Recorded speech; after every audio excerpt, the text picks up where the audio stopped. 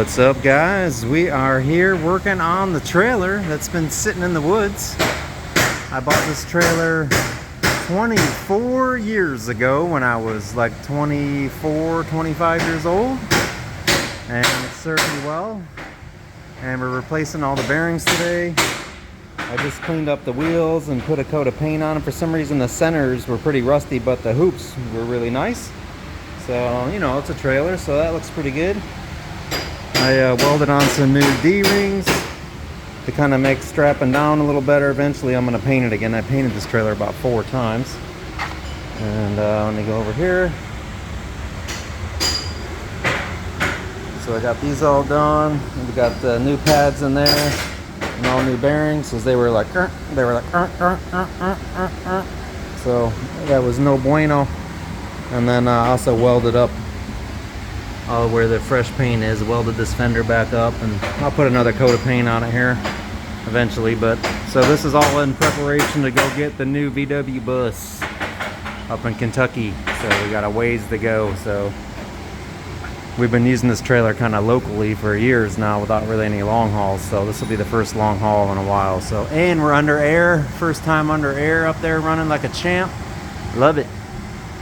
I thought I'd do a quick little demo, tutorial, whatever you want to call it, on the mystery of these trailer brakes. I'm working on my open deck trailer, getting ready to head up to pick up that VW bus up in Kentucky, and decided to do new wheel bearings. So we did all new bearings, new brakes, just put new tires on it last year, and cleaned up the wheels and stuff. So anyways, how this works is this is an electromagnet here. There's wires running through here, these guys here that come back through, wire up to this, and then when that energizes, this snaps up against the drum, pulls on the drum, and then it, because of the force of the drum spinning around, if you're going forward, pushes it this way.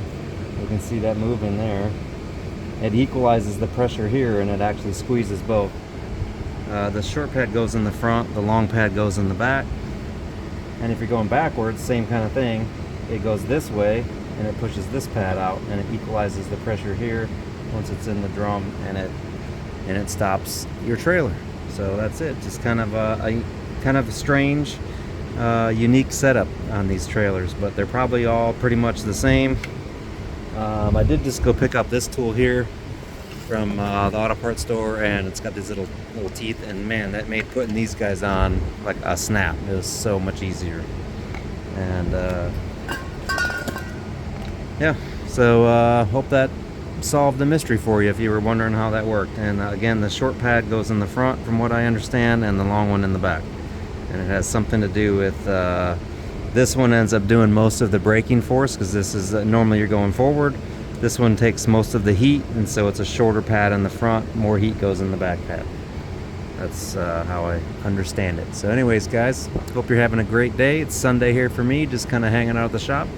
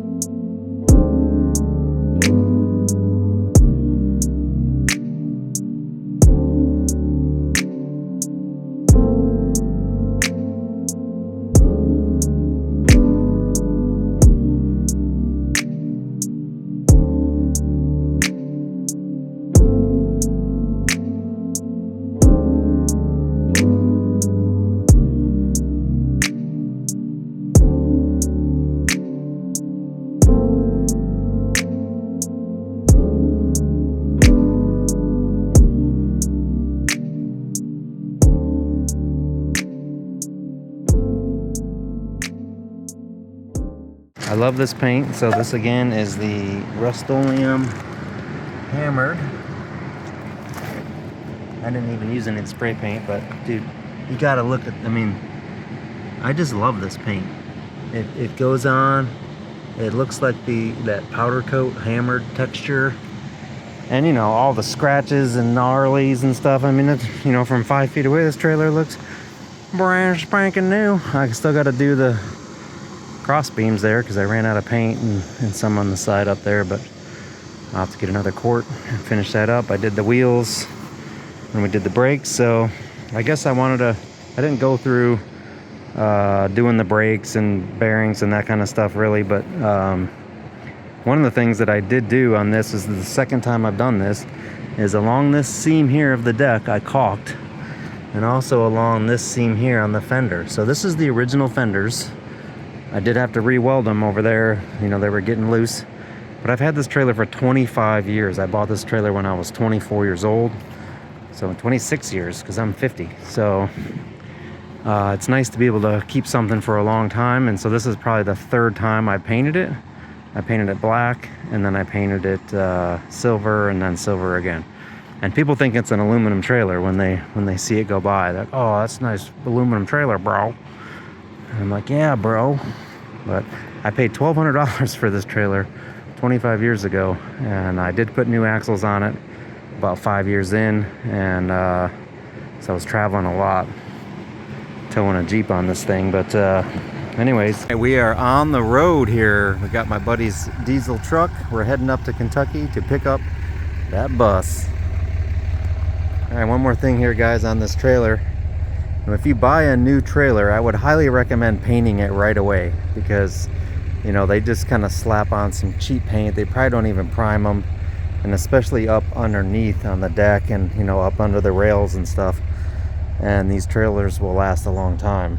This is like the 4th time I've painted this trailer, and you know, I've had it for 25 years. So just a little suggestion for you guys. Anyways, thanks for watching. Peace out.